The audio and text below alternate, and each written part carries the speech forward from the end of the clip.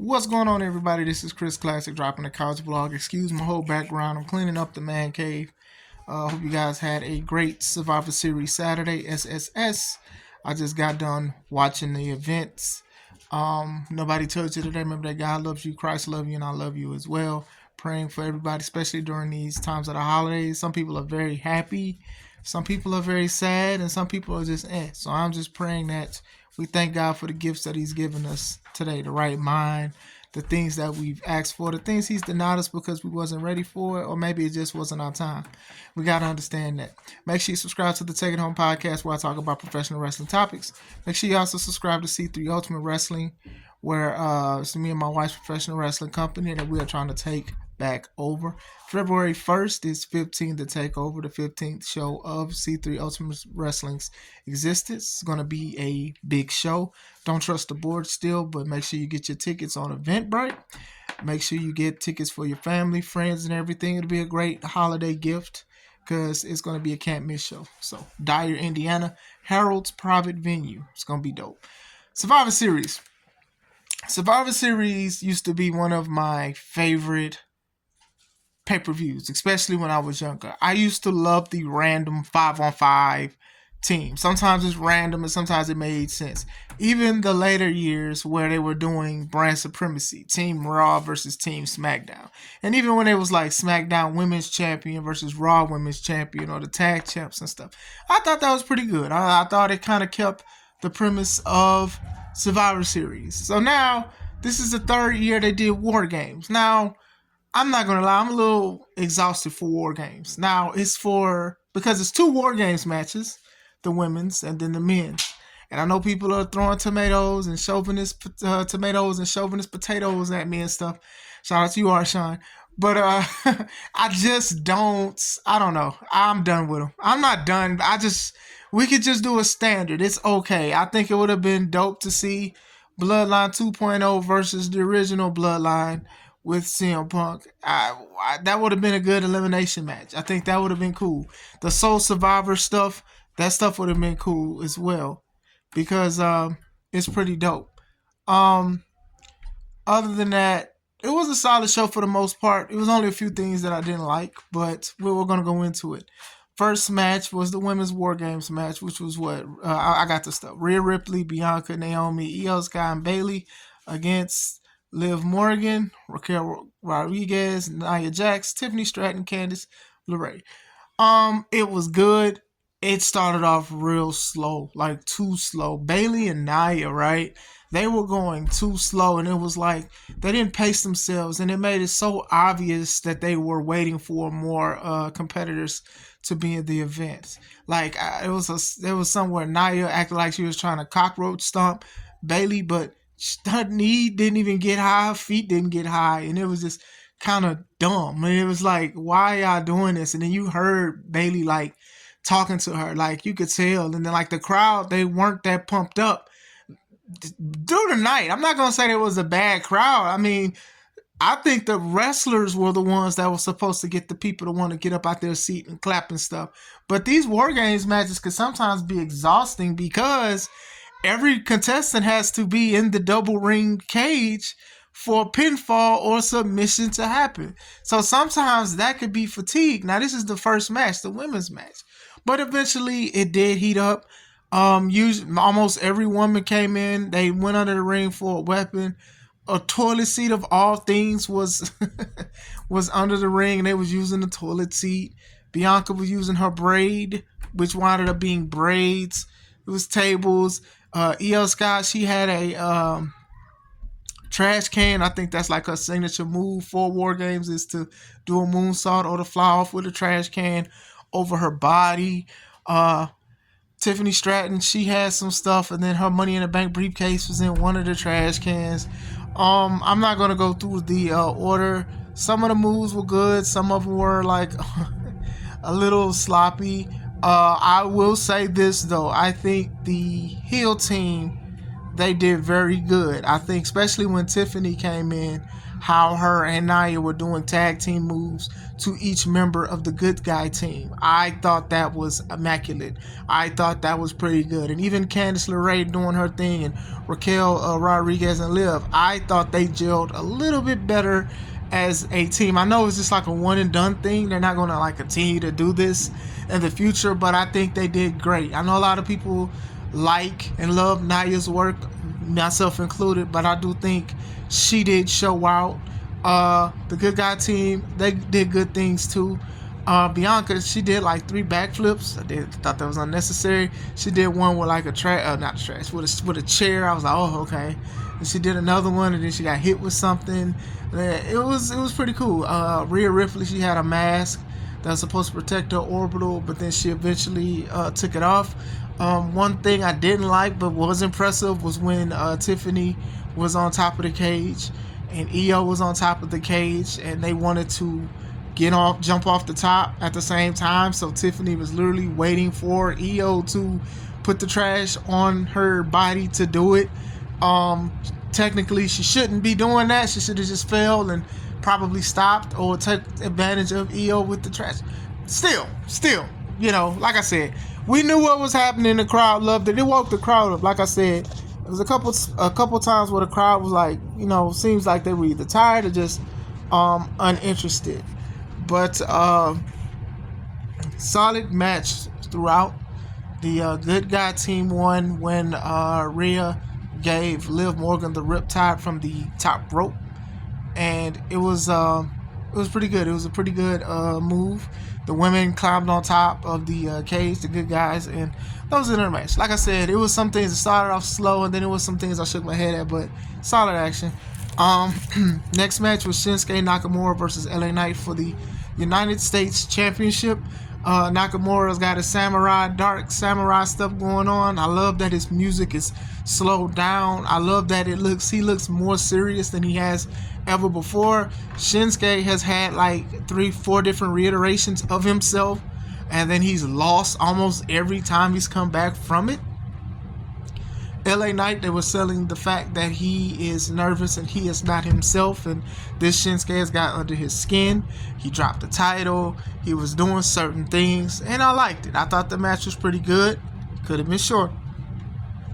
Could have been shorter. Some things just, Nakamura was dominating. He looked believable doing it. It looked great. The finish came where Nakamura gave him a reverse DDT. That move is a legit move. If he would have used it as a finisher, it would work, but he gave it to him on a little metal piece that's between both rings. Then he gave him a Kinshasa. Now, Nakamura's Kinshasas now look way different. Like, he look like he just dropped a knee, like a guy drops a DM in a girl's inbox. But yeah, his knee is like very devastating. So he is the new United States champion, and that's cool. I'm happy for him. A lot of us have, I don't want to say given up on Shinsuke, but Shinsuke has changed a lot. They did the comic book thing. They changed his music up. They had him aligned with people, and then he's fell short. He came back. He lost against Seth. He lost against Cody Rhodes. Like, it was just like, oh man, it's just like it seems like he can't win the big one, despite the fact having a few championships on his own. I remember when he faced AJ Styles at WrestleMania. I forgot which one, but maybe 30, and people thought he was gonna win then, and he didn't. And then he went to a feud with AJ where they was hitting each other with low blows all the time. So I think this means something. I'm curious to see what they're gonna do with Shinsuke Nakamura. I do love his back knee elbow thing he does. It seems like he's going to hit you with the elbow in the front but hit you with the opposite. That is pretty devastating. Curious to see what they're going to do with LA Knight. It's a road to WrestleMania, so we'll see where they go with that. Pretty cool. Next match is a triple threat match. Braun Breaker versus Sheamus and Ludwig Kaiser for the Intercontinental Championship match. 3 different guys, 3 different styles. Very good match. Very good. This match was very dope. I think all 3 guys shined. I loved commentary from Michael Cole on how The Intercontinental title is the only title that Sheamus has not won in WWE, and he would need that, and he desperately needs it. So we remember a couple years ago when it was Sheamus versus Drew versus Gunther, when Gunther had the Intercontinental Championship, and it was just like, it just didn't work out for Sheamus, unfortunately. And it's like, it's not working out a lot. So, but still, it's like a lot of fans of Sheamus, we know this, and we want him to do it. So he fell short again today. But Braun, very intense. Ludwig being very great and conniving. They stopped each other's stuff. These are how triple threats are supposed to be. Not somebody laying out and not doing nothing or not stopping nothing, and sometimes using an item. The item came like close to the end of the match when Ludwig was attacking Sheamus with the shillelagh. It was a lot of close calls, but then eventually Braun just took over. He speared Sheamus out of his boots, and that was the win. Very good match. I know a lot of people are going to think that that is match of the night. If you say that, I'm not mad at that, but it was pretty good. Pretty good match. Match 4 is Gunther versus Damian Priest for the World Heavyweight Championship. Very good match. It was very good. Damian started selling the shoulder, and we already knew where he was going, but it was very good. He said he was all right, but Gunther said he ain't all right. Look at his arm. Look at the man's arm. These two guys, they were trading back and forth. Two big guys trading big moves. You know, that's what a lot of people want heavyweights to do. And I think they both did a great job with it. It was a sloppy spot where Gunther fell off the ropes, and then Damian fell off, but he fell to the outside and was telling the ref he's fine. And when the ref went to check on Gunther, Finn gave him the coup de grace. And then Gunther kicked Finn and then brought Damian in, gave him a powerbomb, trapped his arm, and choked him out again. Damian and Finn obviously have unfinished business. Like I said, it was a solid match. I think both of these guys, they were doing some big power moves and was kicking out of them back and forth and stuff like that. World Heavyweight Championship, they definitely epitomized the word heavyweight with that, because that's how some heavyweight matches need to be, standard-wise. Good match. The main event was the OG Bloodline with CM Punk versus the Bloodline 2.0 in a War Games match. Great match. You felt the tension between Roman Reigns and CM Punk. During almost every time it was time for somebody to come in on their team, Roman would stop Punk, or he'd have somebody else go. But then near the end, Roman wanted to be second to the last, but Punk just ran out, and Roman was mad. But during all of this time, all the teams, they did great. I think they shined very well. It was a couple sloppy spots. The things were missed timings and miscues and even mess ups. But other than that, it was pretty good. I think all the wrestlers, they had a time to show what they can do and what they can showcase. A lot of people was like, well, how could Roman and CM Punk coexist? What is this favor that Paul has to give CM Punk? But it all worked out. Like I said, it was very good. The Usos were showing why they the Usos. Jacob was showing why he was Jacob. These are the positives of it. I'm going to go to the negatives. CM Punk coming in, helping him out, doing a lot of great things. Sammy doing great stuff. Tama Tonga Loa, Solo, Bronson. Oh my God, Bronson. Bronson's so dope to me. I think he's a pretty good guy. Like, he has the old school appeal that I love in super heavyweight wrestlers, and he does a great job with it. Solo being Solo is just pretty cool. Paul coming in, playing his part, saying, hey, you guys need each other. My tribal chief, the best in the world, y'all need to work together because it's about to be a war. Then the bell rung. It was pretty good. Some pretty solid stuff. There was some mess ups. When CM Punk had Jacob, he kind of struggled to pick Jacob up for the go to sleep. And then when Roman was trying to go off the ropes, he caught himself because Punk wasn't ready for the position. So he yo-yoed on the ropes. So we kind of knew something was about to happen. And it wound up happening where he speared Punk because Solo got out the way. There was another spot with Jacob Fatu. He went for his signature moonsault and he wound up slipping and he was holding his leg. Very similar to when he gave the splash to Cody to the outside table and he was selling his shin. I don't know, this one seems like a little serious, but shout out to Jacob because he continued the match. He definitely continued the match. He did what he was supposed to do. He's legit, and basically it adds more lure to him. If he can do this on one leg, imagine what all he could do with just two. Like I said, hopefully it's not something that's serious or whatever like that. Usos was going off the top. Roman came off the top because they had locked him out.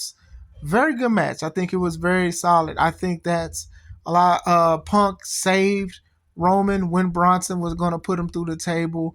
And the crowd woke up for that. And after that, they just woke up for the rest of the match. They was excited to see a whole bunch of stuff. We seen Jimmy jump off the top rope and put Jacob through the table.